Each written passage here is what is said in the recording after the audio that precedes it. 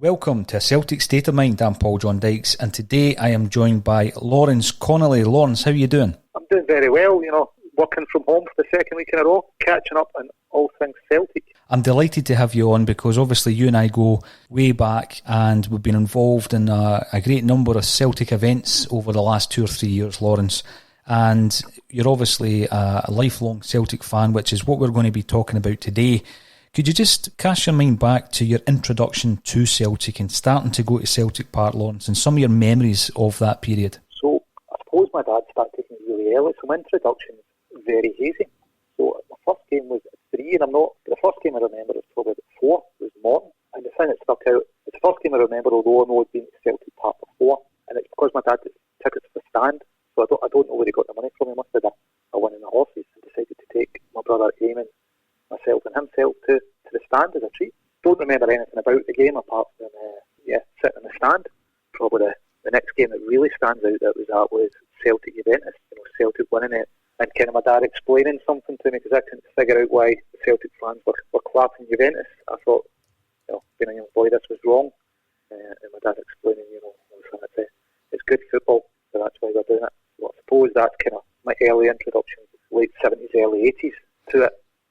And then kind of going, with my dad kind of sporadically, not every game, but at least once or twice a month during the season. Mm-hmm. Until then you start going by yourself, around about Fergus McCann era. Just before that, you start the board, then you get Fergus McCann era, at Hampden for a year, and hold that season ticket up until fairly recently. Yeah. Yeah, I think Celtic's something I think a lot of the Irish diaspora are kind of aware of, that's just, I suppose, part of them, but, it's always there, it's always kind of part of your life and your family. Absolutely. I mean, some great memories, and you obviously seen the transformation of the club from, the 1980s game that you referred to, the Juventus game. The big thing that stands out for me was the fact that Liam Brady played for Juventus in that particular game back in 1981.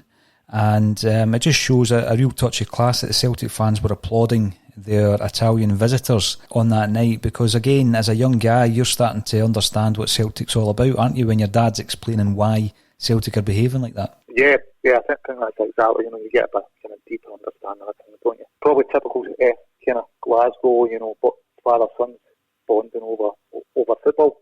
Absolutely, and it's passed down from generation, the baton is passed down from generation to generation. And again, one of the big things that I keep asking all these years later is about Celtic's greatest ever Celt, Jimmy Johnstone, and that's through our involvement with the Jimmy Johnstone Academy and Charitable Trust down at Cathkin Park. Lawrence, what is your own recollection of Jimmy? Are you, and like myself, watching the old grainy footage? Actually, my main recollection is probably kind of not football. I actually get married on the day of his funeral, and why it kind of stands out a bit, Canon Gibbons, God rest, Colin Kills, called me kind of a few days before the wedding, saying, look, Mom, it's about your wedding, I'm not going to be able to come along to the tea, why is that? And then he explained that it'd been Jimmy and I was his priest all through the years. So he was still going to do the funeral in the morning, come up back to St Colin Kills, do the wedding, and then go back kind of for the funeral tea after that. So it kind of, that's probably a strange kind of memory of him, if you like, but it was just kind of, I suppose he's one of those guys that are so close to the community that you're part of, and obviously your wedding day is a big day in your life. As a player, you hear all the stories about, the Stefano testimonial, mm-hmm.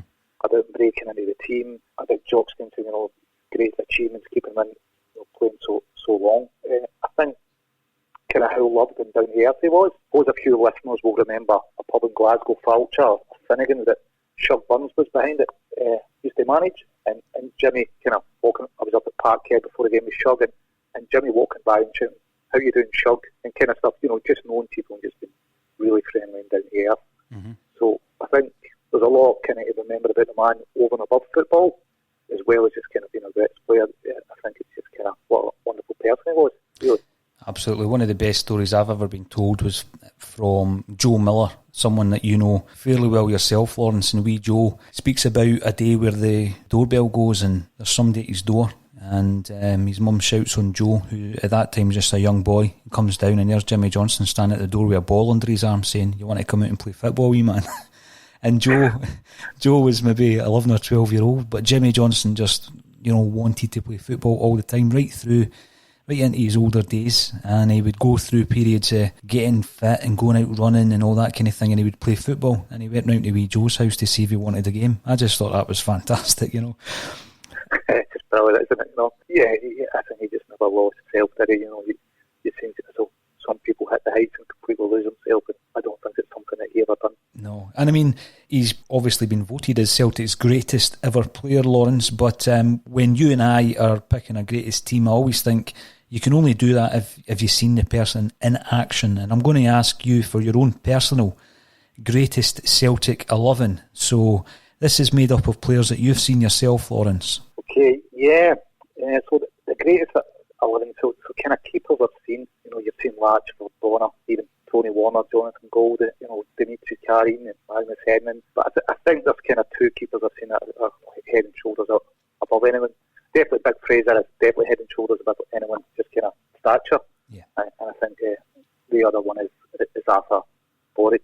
And it's a hard choice who to pick out the two. But I'd say probably there was one season that you could actually say, Boric won his the league. So, and I don't think you could ever say that about Foster just now.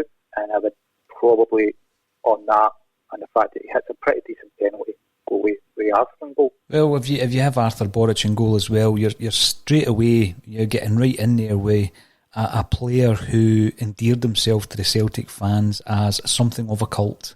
And he's been picked by quite a few of the people on this particular podcast, Lawrence, for that very fact. He really did. He got our support not only because of his performances, but also because of his antics in many ways, didn't he? Yeah, it definitely became, and I think it still is part of the Celtic family, and quite loud and proud about it. I don't think they hide that at all. I think someone that we, after, I suppose, before him, he's definitely kind of the best keeper we'd had in a long while.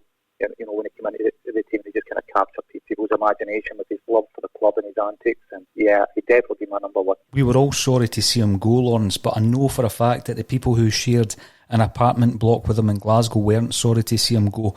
His flat, his apartment was actually taken on by his countryman Zaluska, and by all accounts it was much quieter after Arthur Boric left for Fiorentina. So, yeah, I believe that, and I believe Boric may have a brother that stayed around the Govan area that had a similar reputation for his flat, and Arthur wasn't shy of being around there either. Yeah, he definitely loved life, Arthur, and perhaps, some people say he didn't make the best of his talents, but I think we certainly saw the best of his career. Yeah, fondly remembered, Lawrence. And who then makes up your defence? So for defence, I think number two, I'm just going to kind of do 1 to 11. It can only be Danny McGrain. Mm-hmm. I don't think there's much doubt about that. Although at one point when I was younger, I did really like Alan Snedden, but a lot of that, he did have a good season, but I think it was just because he was Danny's replacement at that time, and I decided that was the best position ever to play in the pitch. If he could play the same position as Danny McGrain, he must be brilliant. So yeah, I would go with Danny without any competition whatsoever. And in fact, I'd probably say Danny McGrain's the finest footballer I've ever seen, Celtic or otherwise, in the flesh. And it must be something of a thrill for you, Lawrence, that he's become a bit of a pal to you over the last couple of years as well. Yeah, it's kind of, it's kind of pinch yourself when what it's like when three get, maybe you're going to a Celtic event, there's Danny in the car, and all of a sudden you're talking about the game, talking about football, you have to think, wait a minute, it's probably, he's definitely the best player I've ever seen, and he's got a good claim to be, Scotland's best ever player. To think, in my car at one point, there was an average between the three of us of 200 odd appearances for Celtic. Obviously Danny had them all. You and Kevin brought the average down somewhat, Lawrence. Indeed, yeah, Danny, and I think he's another guy like Jimmy. He just remained very down to earth, honest, very unassuming. He's just one of life's gentlemen. He certainly is. And who gets the number 3 shorts for you, Lawrence? Number 3.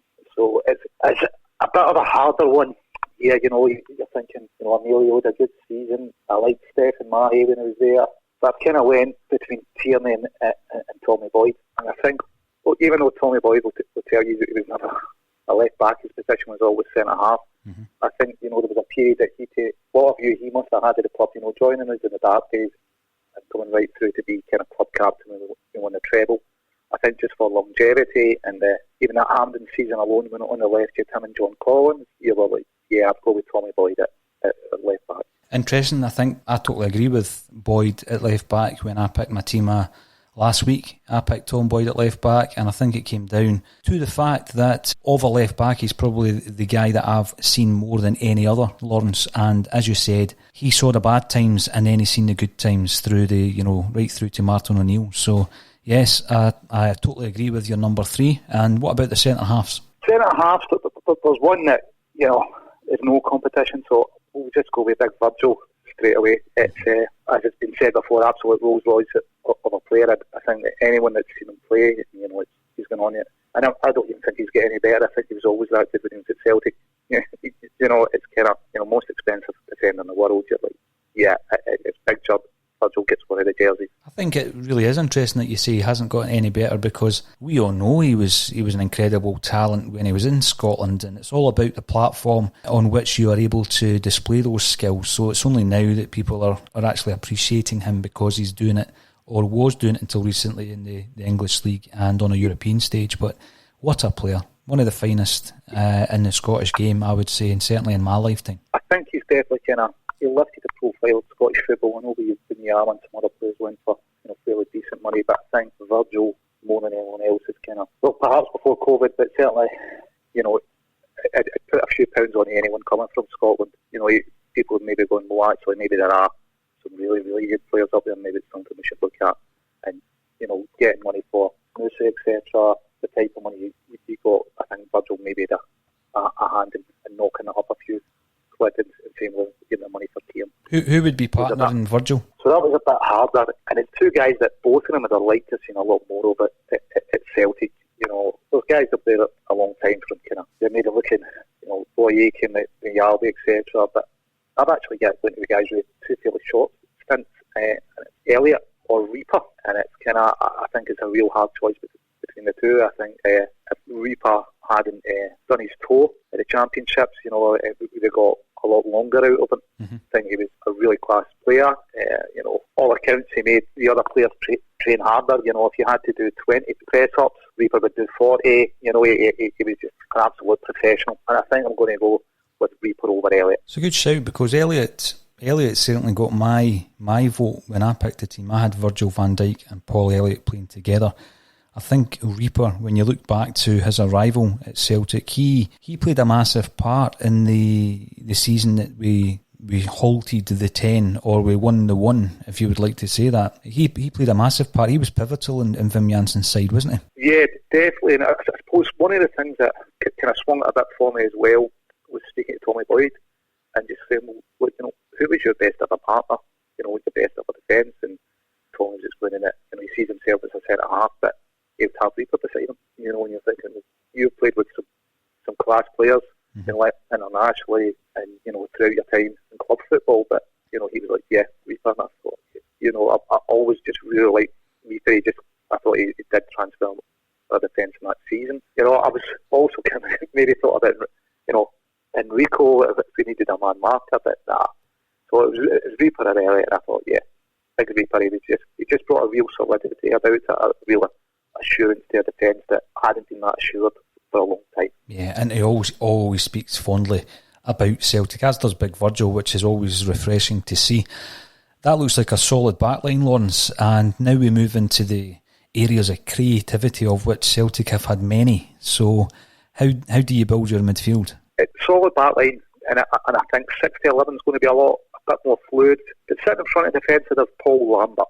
I think, it's hard. I was thinking it was going to be Lambert or Lennon, and I think Lambert with his European Cup winners medal, and the fact that he scored a pretty special goal stopping the 10 as well in the New Year's game. I thought he just did that wee bit more to his game than Lennon. He he would chip in with some goals there. He's won a European Cup, so I think to kind of anchor the midfield, I went with Lambert. I think he's kind of got everything. You know, I thought maybe Scott Brown, and I'm thinking, although you know he won the league at Kelly, his goals are, you know, last season won a bit of run, but I think Lambert's just got more all round, and he's at a higher level. You know, winning a European Cup. So I went with Paul Lambert as my number 6. I think that's a great choice. One amusing tale that, not even a tale, but something that I was told by one of Lambo's ex-teammates at Celtic was the fact that Lambert is almost turning into a Martin O'Neill clone. Now, to be honest with you, I never noticed this until he mentioned it, but he's wearing the specs, he's wearing the socks over the tracksuit, the sleeves are up, the collar's up underneath the tracksuit, you know, and I started looking at it thinking, he is morphing into Martin O'Neill. The only thing he's not got is the number 31 squad number. I think maybe you know it's good to mimic success. You know, whether it's kind of conscious or unconscious for him. But certainly, you know, if he could, I bet you he'd grab half as successful his career as Martin O'Neill had in management if he could. I'll be happy if he can. But saying that, he had half the number of European Cup winners medals, doesn't he? No, you're right. He came in as 2 before us. 2, yeah, Martin O'Neill, 2 before us, and 1979, 1980, I think it was. So absolutely brilliant signing at that time. But I found that amusing, and I started looking through the images on Google, and it is uncanny how much he looks like Martin O'Neill now. And the player that told me that says he doesn't even need glasses. So there you go. Who's going to partner Lambo in the midfield? So this is it's a bit harder. You're looking, you know, your creativity, your goal scoring. You know, you think Tommy Burn's definitely a Celtic legend. I suppose maybe I'm showing my age. I've went with kind of a number 7 or John Collins. Mm-hmm. I just thought that Collins, his dedication to training, his professionalism, the level he was at when he was at Celtic was outstanding. Again, he went to Monaco, and all of a sudden, I think the rest of the world woke up to, oh, wait a minute, this guy's a good player. Yeah, we've been watching for years, we know that. It's, you know, he went up against Man United, and he was absolutely running the show in that game. And I think JC was a guy that could absolutely change a game. I mean, up in Aberdeen, you know, the Jerry Watson score game, when he'd been slagging John in the paper, I think John went out there and just absolutely won that game by himself. And I thought, you know what, he's got goals, he's absolutely classy player. You could see a pass. You know, tackling, I think, was underrated. You know, for work rate and being a team player and being incredibly fit, you know, what he bring in that midfield, the ground he would cover. Mm-hmm. You know, I was at the Cologne game when we were 2-0 down. Yeah. And then we brought it back to Celtic Park and won 3-0, and I think Collins was instrumental in that game. Yeah, I'd have John Collins in there, definitely. I think it's a great shout, Lawrence, and I've seen many of the games that you're referring to, many of the players that played, and John Collins was a shining light through some very, very dark days.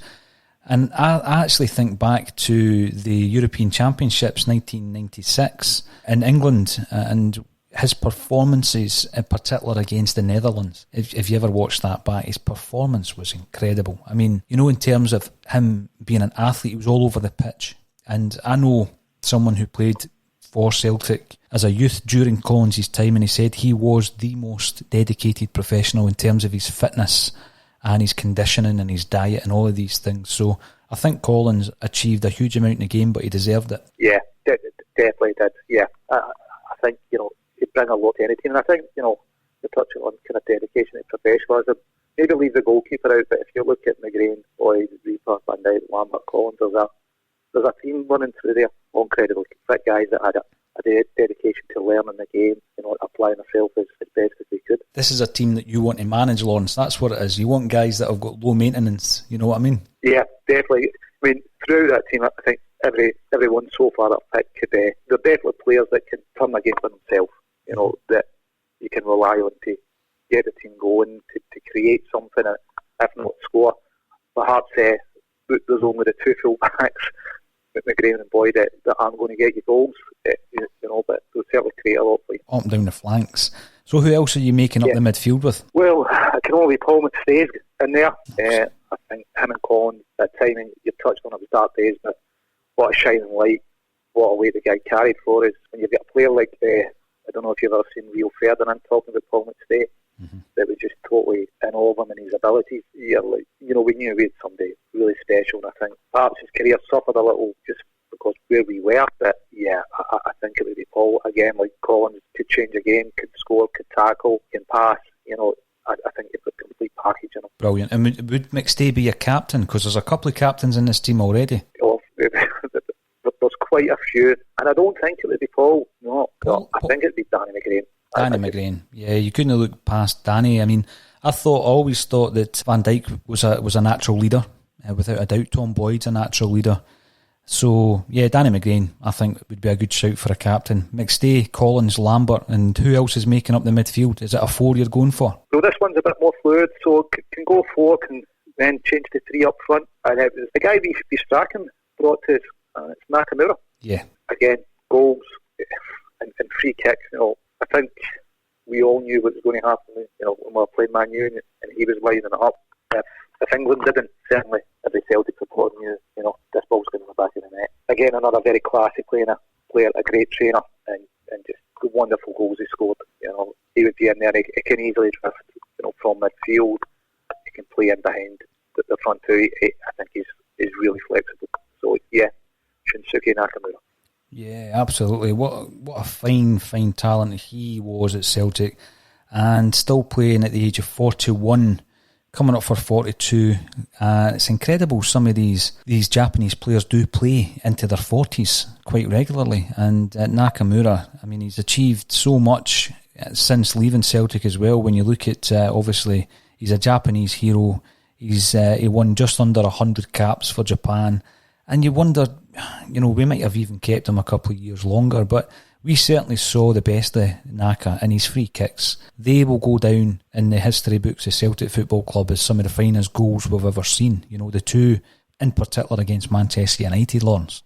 Without doubt, I think Naka was, and even some of his goals from open play, a certain one when he played through in the middle in a game, scored against a club that's, I was going to say, unfortunately no longer with us, but definitely no longer with us. What a strike. Although we pushed him out wide often, I think through the middle, when I saw him play there, I thought, yeah, you could easily play there as well. He just made the game effortless. He was just that good. Oh, he was brilliant. And so stylish as well. You look at the iconic looking players. I always thought Dalglish in that 1970s Celtic strip, the quintessential Celtic strip of the 70s with the floppy collar, and there's Dalglish with his hair grown over his ears and the red cheeks, and just thought, an iconic looking player, and Nakamura was like that as well, the way that he moved and the way that he held himself. He was a genius. He was an absolute genius. And talking about open play goals, obviously the one you mentioned there, the way that ball moved, when you watch it to this day, it's a stunning strike, an absolutely stunning strike.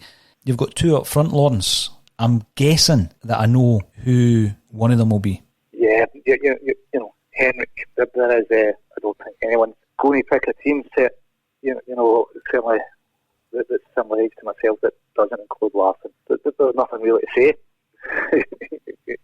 He is the king of kings. He could have walked into any team in the world, and I think everyone's just glad that he didn't want to go to Man United and he wanted to stay with Celtic. Now, there's a few players that I feel, I say a few players, there's a few figures that I think in the Celtic story who could still tell a good story and could still release a book. One of them is John Clark. I think John Clark's book would be fantastic, but he stated on a number of occasions that he'll never write it. The reason for that being that he would need to tell the truth and he wouldn't like to upset anyone. So fair play to John and full respect to him for that. Another one would be Fergus McCann. I think McCann would write a fantastic book.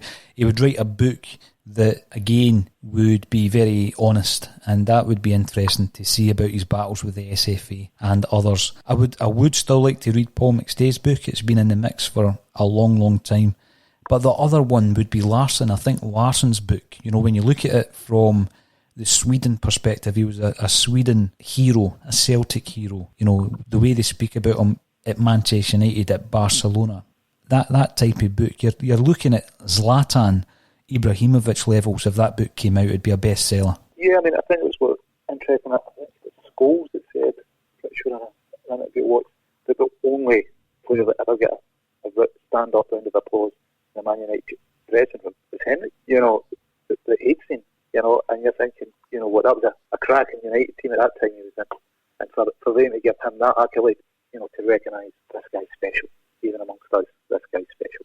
Yeah, I mean, you're talking Ronaldo and Wayne Rooney, I think. So big names, but they would still give Henrik a standing ovation. And that says it all, really. Who would you have partnering Larsson? This will be an interesting one. Fortunate to, at one time, were amazingly blessed with strikers through the 80s. You've got McClare, you've been up to, McAvenny, you were like Andy Walker, I really liked as well. He's a really consistent goal scorer, especially in the Centina this season. Yeah. You're going up to Cadete, Canio, Cadete, phenomenal goal return, unbelievable. Canio goals, passion, had a lot. Big Pierre, who's going to hit free kicks? If I put Pierre in, you'd be calling Naka and Pierre. You're thinking, again, Pierre at that time, I think he would have walked into just about any team in the world, and I think he was hitting those levels. Certainly when he played for Holland, he was outstanding. But I can't see by Chris Sutton, and it's just because what a partnership they had with Henrik, what a goal scorer he was of big goals, and you might have to, anywhere he played for us, centre half, midfield, up front, Sutton just seemed to stroll through the games. The partnership with Larsson, his versatility, and the fact that it was big goals he scored, I'd have Chris Sutton in there. I couldn't argue with that, because you're picking it as a partnership there, Lawrence, and I think Chris Sutton is one of these guys who I've been lucky enough to speak to on a number of occasions. And, at this time, people all realise that his dad's in a care home with dementia. His dad played football as well, and he's now suffering dementia. And Chris has been a huge champion of ex-footballers against the issues that they are now facing in terms of the dementia and the lack of support that they're getting, in particular from the PFA, Gordon Taylor. And Chris Sutton speaks passionately about that and does a lot of work behind the scenes in relation to that. And it's very sad at this moment in time, obviously, because Chris won't even be able to go up and see his dad at the care home, because of the isolation. So my thoughts are with Chris. He's a really good guy when you speak to him. And obviously, he's a great champion at Celtic Football Club as well, Lawrence, which I love. And, he rubs a lot of people up the wrong way. I think he's one of the best pundits we've got. Yeah, I would say, although he's a champion at Celtic Football Club, he's not afraid to call it as he sees it. I think he's outstandingly honest, which is refreshing for a pundit. In Scotland, you struggle to think of pundits that are that willing to criticise the former club when it's required, that are willing to take the harder view. I think a lot of pundits in Scotland take the easy view and just follow a set style, whereas Chris, he says something that's refreshing, that's honest, and it's worth listening to. Without a doubt, yeah, totally agree with you. That's a great side. Who would be the manager, Lawrence? Oh, well, I was lucky enough to meet Jockstein when I was a young boy at St Anthony's Cubs. He came to pick up his grandson one evening. Mm-hmm. So, and he was also manager when I was born, 1974. So, and manager of the first teams. That's all. So, although my memory of Auburn isn't great, I won't recall him as well as O'Neill or Tommy Burns, Lenny. But I would say, you can't really buy, if you've seen Jockstein and met him, I don't think you could buy him as manager. No, you couldn't really. And even if you can't remember him as being your kind of team's manager, I would be having him as well, Lawrence, even if I was born in 78, but it was late 78 and Jock was away by then. So my first manager would be Billy McNeil, first time round. The other thing I always ask is, if you were able to pick a non-Celtic player, someone who perhaps was Celtic-minded or played the Celtic way, or even somebody that you knew we could have signed at some point and would have done well for us, but they never did wear the hoops, who would that player be? It's probably going to be a pretty unusual choice, and it's a guy, I think, if he'd been born 10 years earlier, or if the money came into Scottish soccer 10 years later, would have been an absolute Celtic legend. And I think at one point you'd have thought, born in the Gorbals, brought up there, Irish descent, goal scorer, destined to play for Celtic, would be Owen Coyle. And I think, wherever he went, he scored goals, and I think, would he have scored more in a Celtic team than he scored in a Dundee United or an Airdrie team or a Bolton team? And I think, it's just, I remember Rudy Vata talking about when he joined Celtic, it was just before the change, the influx of lots of foreigners and lots of money, when just about everyone in the dressing room was, his family was Celtic, we were always part of Celtic, they were Celtic fans. Mm-hmm. And I think if Coyle, if the money came in 10 years later, if Coyle had been born 10 years earlier, I think he would have definitely played for Celtic. And I thought, I would have liked to have seen him, because I thought he scored reality is just a goal scorer. You'd have scored a lot of goals, Lawrence, as you say. He scored a lot of goals for teams that didn't have the type of players around about him that Celtic did have during his career. And I had the opportunity to speak to Owen Coyle last January. It's on a previous Celtic State of Mind podcast last January, and obviously he's not in the game at the moment. He's a guy who very nearly had the Celtic job. He agreed to take the Celtic job. He slept on it and then changed his mind. That must be the biggest regret of his life. Yeah, I suppose I don't know his thought process on it. I don't know if he shared it with you, but it's got to be one of his sliding door moments, hasn't it? It's your chance to just be an out-and-out legend forever. Celtic managers live forever.